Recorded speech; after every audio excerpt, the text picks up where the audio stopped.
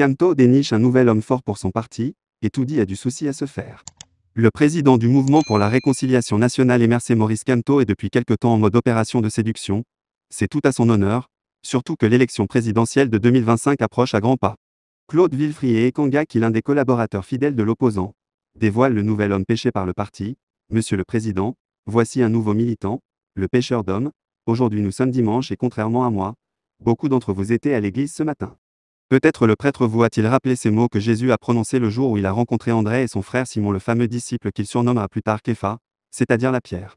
Selon cette bonne vieille Bible coloniale, les deux frangins étaient en train de pêcher quand Jésus s'avance vers eux sur la berge et leur dit « Suivez-moi, et je vous ferai pêcheurs d'hommes ». En gros, votre mission consistera désormais à convaincre le maximum de personnes de rejoindre nos rangs. Et c'est ce que firent les deux frères, puisqu'ils ont tout laissé sur place et ont suivi sans rouspéter l'homme de Nazareth. Au MRC, la mission est à peu près la même. Notre objectif est de rallier à notre cause de nouveaux militants chaque jour, sauf qu'ici il ne s'agit pas de religion. Nous ne demandons à personne d'avoir la foi et de croire aveuglément en nos homélies. Nous invitons au contraire tous les incrédules à venir écouter nos conférences pragmatiques, concrètes et absolument terrestres, et à comparer par eux-mêmes le rapport entre ce que nous disons et les faits de l'heure. Ils peuvent poser des questions, émettre des doutes, et c'est uniquement par l'argumentation factuelle qu'ils finissent par se persuader que le MRC est bien la meilleure offre politique camerounaise actuelle. Mise en œuvre, et c'est exactement ce que j'ai fait hier à Paris, puisque j'ai emmené dans mes bagages mon propre frère, un homme qui s'interrogeait beaucoup sur la pertinence de mon engagement, et qui se demandait si Maurice Kamto en vaut vraiment la peine, ou si le MRC n'est rien qu'une autre coquille vide chargée de créer l'illusion d'une opposition au Cameroun afin de consolider le RDPC.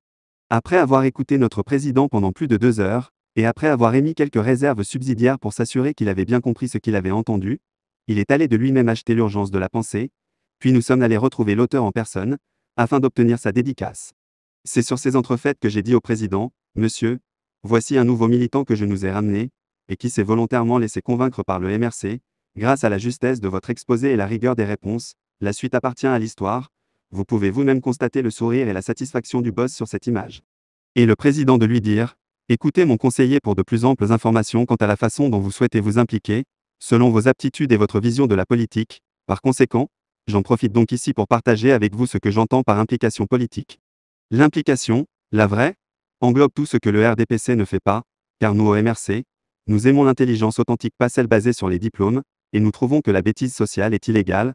En dépit des agitations mal intentionnées de quelques brebis galeuses, nous ne mettons en avant ni la tribu, ni le statut, ni les amitiés personnelles.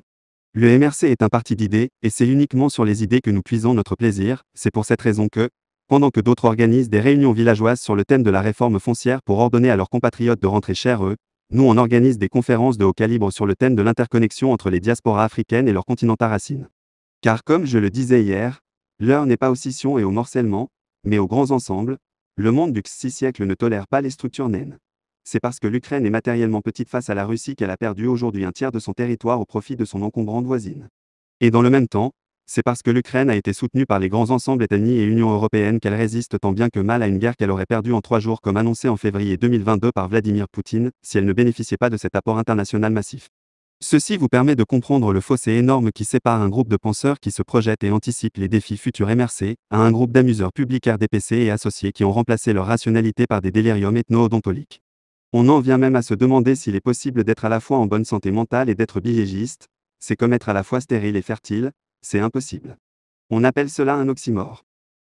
En un mot, la pêche continue. Source: www.camerounweb.com